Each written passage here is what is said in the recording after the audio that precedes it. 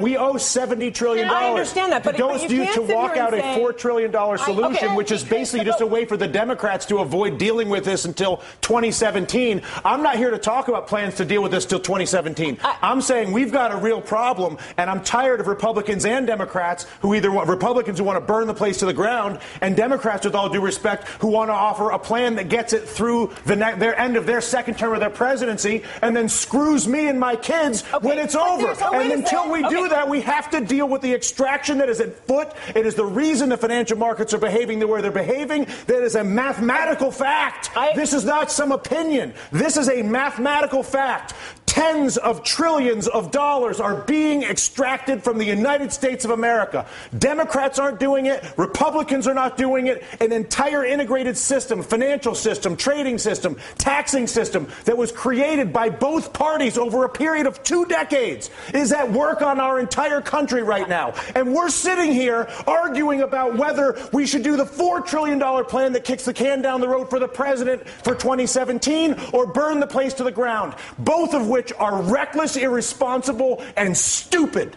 And the fact of the matter is, until we actually, and I'm sorry to lose my temper, but I tell you what, I've been coming on TV for 3 years doing this. And the fact of the matter is that there's a refusal on both the Democratic and the Republican side of the aisle to acknowledge the mathematical problem, which is that the United States of America is being extracted. It's being extracted through banking, it's being extracted through trade, and it's being extracted through taxation. And there's not a single politician that has stepped forward, Susan, to deal with this. But there's only one right now. The leader of the free world, whether you like it or not, the president of the United States is arguably one of the most powerful individuals we have out there. But and Susan, he's what you're saying is exactly the point that Dylan is making. It's not about one guy. It's about all of them. No, I actually disagree. I think Dylan's saying it isn't about one guy. It is about one guy. What would you like him to do? I would like him to go to the people of the United States of America and say, people of the United States of America, your Congress is bought. Your Congress is incapable of making legislation on health care, banking,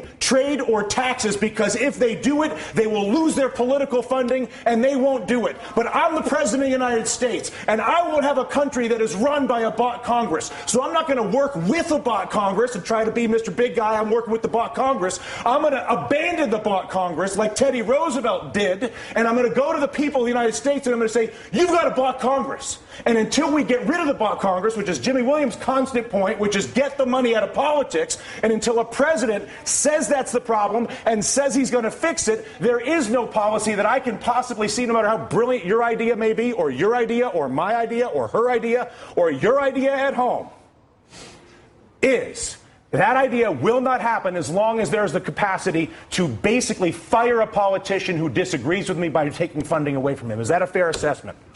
Money in politics is the root of all political evil. It is corruption at its worst.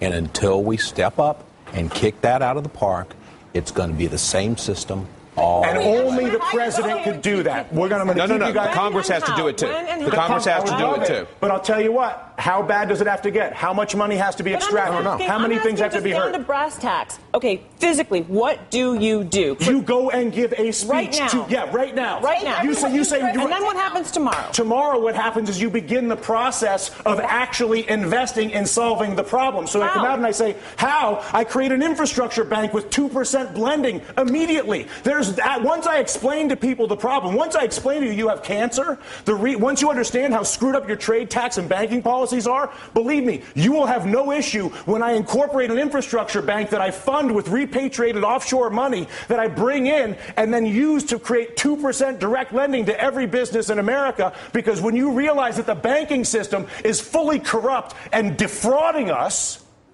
and I come out and say that, which is what I want my president to do, then at that exact moment I say, you know what, we got a screwed up situation here, people. You all know it, and now what? I'm going to admit it. And as a result, not only have I admitted it, but we're going to begin the process of solving it like grown-ups. They did it in World War II. They did it after the Civil War. They did it in Latin America with the Brady bonds. We are not seeing it happen now. The panel stays a little more emotional than I anticipated getting at work this afternoon, but what am I going to do?